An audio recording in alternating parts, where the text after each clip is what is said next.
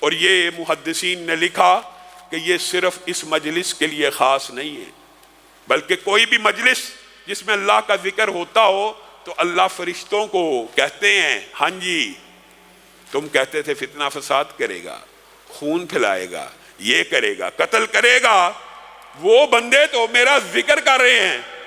گویا اس انداز میں بیان کریں گے کہ جیسے ان بندوں کی مجلس کے اوپر فخر فرما رہے ہوں۔ اللہ رب العزت ہمیں بھی اس مجلس میں شامل فرما جس میں ہمارا خالق و مالک ہمارے اوپر فخر محسوس کرے۔ اور میرے بھائیوں، حقیقت میں ذکر کی جملہ اقسام میں سے حقیقت یہی ہے، بنیادی طور پہ شہر رمضان الذی انزل فیہ القرآن، یہ جو حقیقت ہے وہ یہ ہے کہ پوری کی پوری دنیا میں عربی زبان کو زبانوں کا بادشاہ یا زبانوں کی ملکہ کیوں قرار دیا گیا؟ کیونکہ اس زبان میں کلام حمید کو اللہ رب العزت نے نازل فرمایا۔ پوری دنیا کے اندر مکہ کو ام القریٰ کیوں کہا گیا؟ بستیوں کی بھی ماں ہے۔ سب سے مقدس کون سی جگہ ہے؟ مکہ ہے۔ کس لیے؟ وہاں قرآن نازل ہوا۔ نبی کریم صلی اللہ علیہ وسلم کو سید ولد آدم، افضل الانبیاء، سب سے بڑے مرتبے والا رسول اور پیغمبر کیوں کہا گیا؟ کیونکہ ان کے قلب اطہر پہ اللہ رب العزت نے اس کتاب حمید کو نازل فرمایا۔ اور شہر رمضان، اس مہینے کو سارے مہینوں کا سردار کیوں کہا گیا؟ اس مہینے میں اللہ رب العزت نے قرآن نازل فرمایا۔ انا انزلناہ فی لیلۃ القدر وما ادراک ما لیلۃ القدر لیلۃ القدر خیر من الف شہر۔ ایک رات 1000 مہینوں سے بہتر کیوں ہوئی؟ کیونکہ اس رات میں قرآن پاک کو نازل فرمایا گیا۔ تو یہ جتنی برکتیں ہیں مسلمان امت کے اوپر، اس مہینے کے اوپر،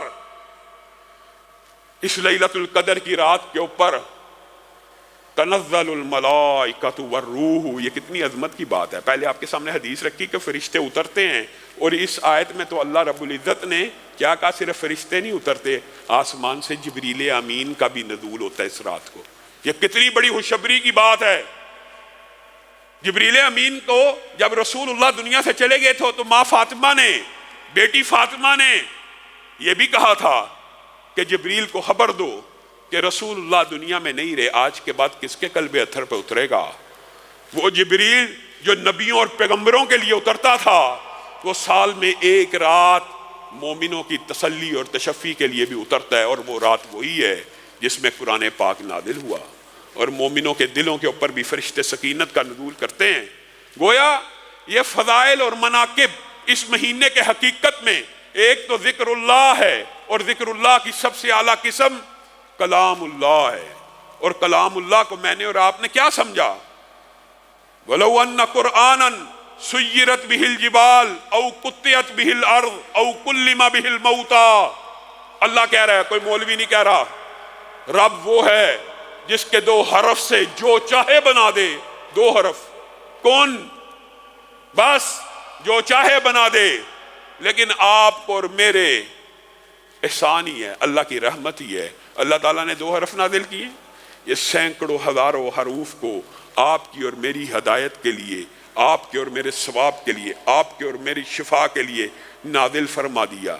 وَلَوْ أَنَّ قُرْآنًا سُيِّرَتْ بِهِ الْجِبَالُ أَوْ قُطِّعَتْ بِهِ الْأَرْضُ أَوْ كُلِّمَ بِهِ الْمَوْتَى۔ اللہ کہہ رہا ہے اگر دنیا میں کوئی کلام ایسا ہو کہ پہاڑ چلنا شروع کر دیں، زمین پھٹ جائے، مردے زندہ ہو جائیں، تو دنیا میں ایک ہی کلام ہے، وہ کلام اللہ ہے، اور وہ قرآن پاک ہے کہ جس سے مردے بھی زندہ ہو سکتے ہیں اور پہاڑ بھی چل سکتے ہیں۔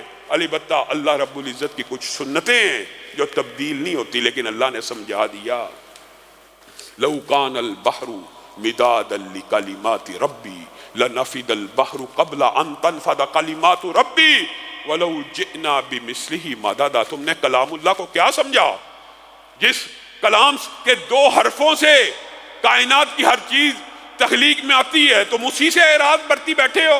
اللہ کے کلمات، اللہ کی کلمات کی عظمت اتنی ہے، اللہ تعالیٰ کہہ رہے ہیں لو کان البحر مدادا لکلمات ربی، اگر 7 سمندر سیاہی بن جائیں اور 7 زمینوں کے درخت قلم بن جائیں. اللہ رب العزت اتنے قدیم اور ازلی ہیں، ان کے کلمات کو لکھنا شروع کریں، ان کے کلمات کی عظمت کو لکھنا شروع کریں، ان کی کلمات کی تعداد کو لکھنا شروع کریں. ان کے کلمات کا احاطہ یہ 7 سمندروں کی سیاہی بھی نہیں کر سکتی. حقیقت میں وَلَوْ جِئْنَا بِمِثْلِهِ مَدَدًا، صرف 7 سمندر نہیں، اتنے ہی سمندر سیاہی کے اور لے آؤ، اتنے ہی درخت کلموں کے اور لے آؤ. اس کلام کی عظمت کو نہ رقم کر سکتے ہو، نہ کلام اللہ کو احاطہ تحریر میں لا سکتے ہو. اسی لیے رسول اللہ صلی اللہ علیہ وسلم نے فرمایا تھا بڑی مضبوط پناہ میں وہ شخص آ گیا جس نے کیا کہا، اعوذ بکلمات اللہ التامات من شر ما خلق، میں پناہ میں آتا ہوں اللہ کے جمیع کلمات کے. اور اسی لیے رسول اللہ صلی اللہ علیہ وسلم نے فرمایا جو شخص 3 مرتبہ یہ کلمہ کہہ دے، ہمارا عقیدہ ہے، ہمارا ایمان ہے، جس جگہ پہ داخل ہو وہاں سے نکلتے تک اس کو کوئی چیز نقصان نہیں پہنچا سکتی، نہیں پہنچا سکتی. اور لو انزلنا هذا القرآن على جبل لرأيته خاشعا متصدعا من خشیۃ اللہ. ہمیں اللہ تعالیٰ مثالیں دے دے کے سمجھا رہا ہے. یہ قرآن اگر میں نے کسی سنگلاخ پہاڑ کے اوپر بھی نازل کیا ہوتا تو تم دیکھ لیتے کہ وہ پہاڑ اللہ کے خوف سے کپ کپا رہا ہے. اور یہ تلک الامثال نضربها للناس لعلهم یتفکرون، کہ شاید سوچ لیں، یہ آیت سن کے کچھ غور و فکر ہی کر لیں کہ یہ قرآن اگر پہاڑ کے اوپر بھی نازل ہوتا تو وہ اللہ کے خوف سے کب کبا جاتا. ثم قست قلوبکم من بعد ذلک فہی کالحجارہ، تم نے اپنے دلوں کو کیسا بنا لیا کہ پتھر ہو گئے. وَإِنَّ مِنَ الْحِجَارَةِ لَمَا يَتَفَجَّرُ مِنْهُ الْأَنْهَارُ، اور پتھروں میں سے بھی چشمے تو پھوٹ جاتے ہیں اور پتھر بھی اللہ کے خوف سے گر پڑتے ہیں. تمہارے دلوں کا ابھی وہ وقت نہیں آیا کہ اللہ کے خوف سے کب کپا جائیں، اللہ کے کلام کی عظمت کو سمجھ لیں. آپ کو یہ عظمت اللہ تعالیٰ نے جگہ جگہ سمجھائی ہے. اِنَّا عَرَضْنَا الْأَمَانَةَ عَلَى السَّمَاوَاتِ وَالْأَرْضِ وَالْجِبَالِ فَأَبَيْنَ أَن يَحْمِلْنَهَا وَأَشْفَقْنَ مِنْهَا وَحَمَلَهَا الْإِنسَانُ إِنَّهُ كَانَ ظَلُومًا جَهُولًا. اللہ تعالیٰ نے بھی سمجھانے میں کوئی کسر نہیں چھوڑی. یہ کلام اللہ، یہ امانت خداوندی اللہ رب العزت نے کائنات کی ہر چیز کے اوپر پیش کی تھی. کسی نے اس کو نہ اٹھایا اور بچ گئے. انسان نے آگے بڑھ کے اس کو قبول کیا. یہ ایسا جاہل ہے، یہ ایسا ظالم ہے کہ قبول کر لینے کے بعد گمراہ ہوتا پھر رہا ہے. قبول تو کر لیا. دنیا میں کوئی ایک انسان ایسا بتلا دیجئے آج دھرتی کے اوپر، چاہے مسلم ہو غیر مسلم ہو، سب کو پتہ ہے ایک کتاب آسمان سے آئی ہے، تحقیق کریں، پہنچے حقیقت تک پہنچے، تو آج تک تغیر و تبدل سے پاک ہے. امانت تو وصول کر لی لیکن امانت کا حق تو ادا نہ کیا.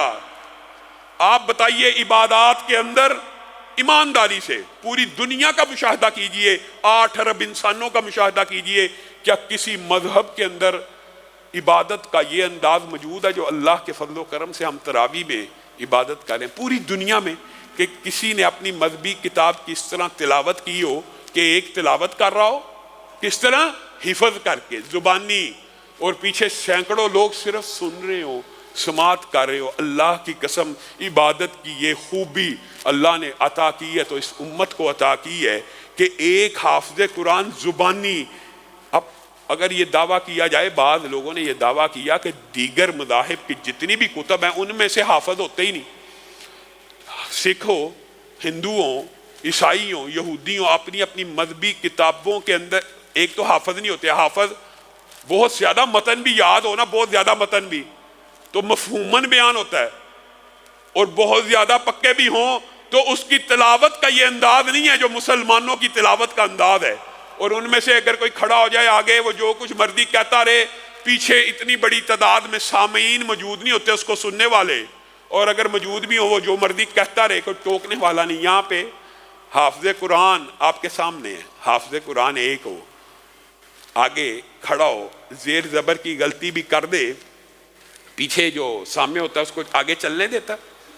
اور یہ صرف ایک مسجد میں ہوتا ہے، یہ ہزاروں لاکھوں مسجدوں میں ہو رہا ہے کہ سامنے ایک زیر زبر کی غلطی برداشت نہیں کر رہا.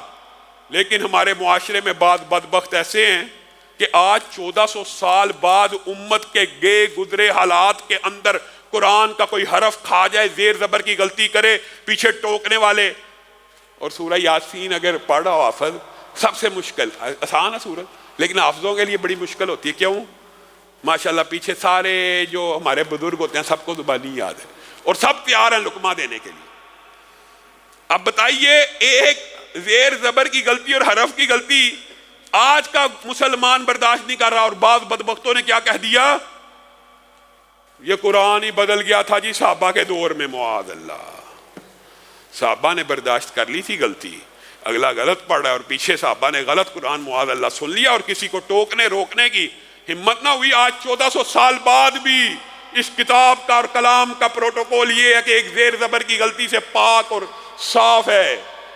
اور فضائل و مناقب تو اس قدر زیادہ ہیں کہ رسول اللہ صلی اللہ علیہ وسلم کے دور ہی کے اندر ایک شخص سورۃ کہف پڑھ رہا تھا تو اس کا گھوڑا بدکنا شروع ہو گیا.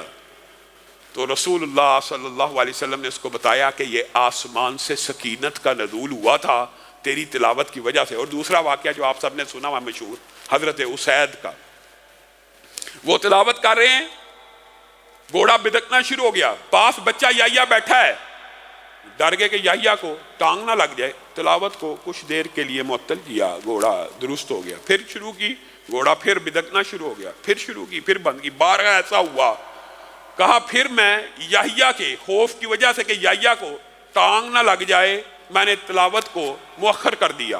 اور اچانک میں نے آسمان کی طرف دیکھا تو بادل کا ایک ٹکڑا تھا جس میں ستارے جھلملا رہے تھے اور اتنی قریب آ چکا تھا جیسے میرے سر کے اوپر ہو. گھوڑا شاید اسی بادل کی وجہ سے بدک رہا تھا. ایک تلاوت ہو رہی ہے اور کیا عبادت ہو رہی ہے جس کی تلاوت کو آپ نے بڑا معمولی سمجھا، جس کے لیے لوگ علماء اسلاف پورا رمضان کاروبار بند، فتویٰ بند، حدیث بند.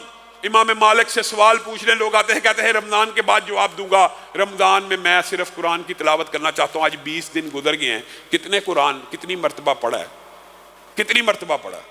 حضرت اسید نے رسول اللہ کو یہ بات بتلائی کہ وہ بادل کا ایک ٹکڑا تھا جس میں ستارے جھلملا رہے تھے. پہلی حدیث کے اندر رسول اللہ نے کہا تھا سکینت کا نزول ہوا، اور ان کے جواب میں کیا کہا؟ اے اسید تجھے تلاوت جاری رکھنی چاہیے تھی، یہ آسمان سے مکرم ملائکہ کا ایک گروہ تھا جو تیری تلاوت سننے کے لیے آیا تھا.